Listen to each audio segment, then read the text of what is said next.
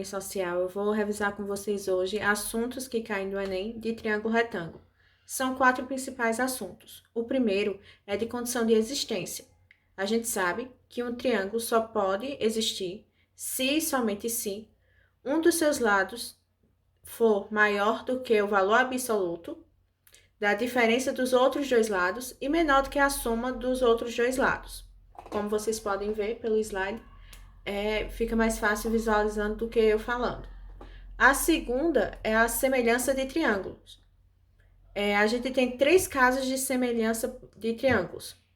Caso ângulo-ângulo, se 2 ângulos forem correspondentes, logo eles são semelhantes, os triângulos.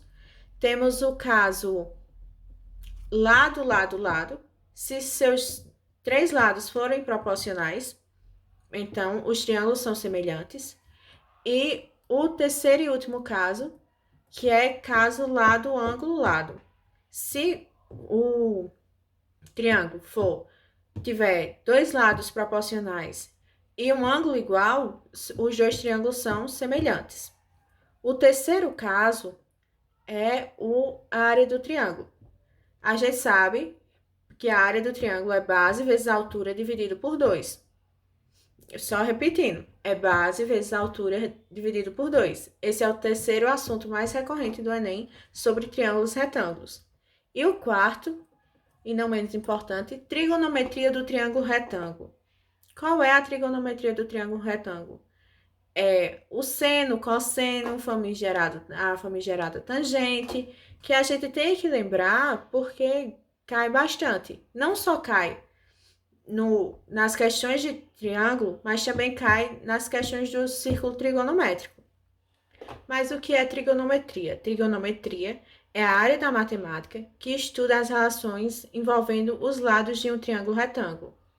E alguns ângulos notáveis desse triângulo os ângulos 30, 45 e 60, que a gente estudou tanto no ensino médio. E suas relações que mais caem e que mais a gente estuda é seno, tangente e cosseno, que são as funções trigonométricas. A gente sabe também que existe o cateto oposto, o cateto adjacente e a hipotenusa. O cateto oposto é o cateto que está na frente do ângulo e a hipotenusa é o que está na frente do ângulo 90. Só falta o quê? Só falta o cateto adjacente, que é o cateto que fica logo na lateralzinha do ângulo. Sabendo desses 3, a gente já sabe calcular o seno, que é cateto oposto sobre hipotenusa, o cosseno, que é o cateto adjacente sobre a hipotenusa, e a tangente, que é o cateto oposto sobre o cateto adjacente. A gente também conhece a tangente como seno sobre cosseno. Também é um jeito de calcular a tangente. Mas também temos outros, como cotangente, cossecante e a secante. Esqueci da secante. A cotangente a gente calcula pelo cateto adjacente e pelo cateto oposto, que é exatamente o contrário da tangente. A secante seria hipotenusa sobre o cateto adjacente, que é o contrário do cosseno. E a gente também tem a cossecante, que é a hipotenusa sobre o cateto oposto, que é o contrário do seno. Agora, por ciclo trigonométrico ou também círculo trigonométrico, vocês que decidem como chamar. O que é ciclo trigonométrico? Na verdade, eles pegaram um plano cartesiano e utilizaram ele para estudar as funções de trigonometria, para ver como é que se comportava, para ficar mais fácil de visualizar. Então, a gente chama o ciclo trigonométrico, o plano cartesiano, com as funções trigonométricas. Imaginem, no plano cartesiano, um círculo de raio 1, e o centro dele ser exatamente no centro do plano cartesiano, que é onde o x é 0 e o y é 0. Vocês não vão precisar imaginar, porque eu deixei a imagem para vocês. Mas continuando.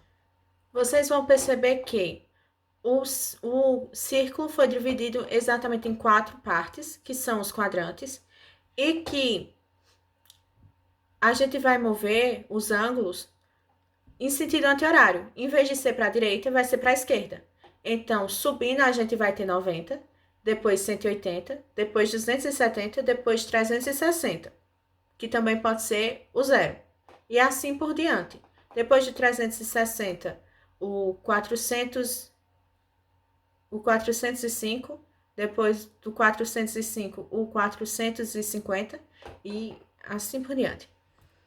Enfim, a gente também pode ver esses casos no radiano. É só a conversão entre os ângulos em graus para o radiano. Nós temos também as linhas trigonométricas no círculo, que a partir do círculo trigonométrico, a gente define as principais linhas trigonométricas, que são o seno, cosseno e tangente. A parte interessante é que o seno é exatamente o y do plano cartesiano e o cosseno é o x. E se a gente disser um determinado alfa como ângulo, a gente vai perceber que, como raio como base, a tangente vai ser o cateto oposto desse ângulo. Percebemos também que depois do primeiro quadrante, há uma modificação desse sinal no seno, na tangente e no cosseno. Por exemplo, pela tabela que eu enviei para vocês, que está aqui, o seno ele vai ficar positivo no primeiro e no segundo quadrante, mas no terceiro e no quarto vai ficar negativo. Já o cosseno, ele vai ficar positivo no primeiro quadrante, depois negativo no segundo quadrante, negativo de novo no terceiro quadrante e depois positivo no quarto quadrante. Mas sempre vai ser 2 positivos e 2 negativos. E o mais importante, o seno sempre vai ser menor ou igual a 1 ou menor ou igual a menos 1. Ele sempre vai ficar entre 1 e o menos 1. Já o cosseno, ele só vai ser menor que 1 e menor ou igual a menos 1. Ele sempre vai ficar intercalando nessa linha. Depois de estudos no ciclo trigonométrico, também a gente descobre que seno ao quadrado mais cosseno ao quadrado é igual a 1. E depois dessa expressão que a gente encontra, dessa equação, a gente também tem as suas derivadas, que são tangente ao quadrado mais 1 é igual a secante ao quadrado, e cotangente ao quadrado mais 1 é igual a cossecante ao quadrado. E essas duas outras equações a gente só consegue perceber depois de ter pegado a primeira equação e ter dividido pelo seno ao quadrado, e depois a segunda equação pelo cosseno ao quadrado. E é isso por hoje, pessoal. Vocês sabendo disso, vocês vão conseguir se livrar das questões de triângulo e de círculo trigonométrico sem problemas.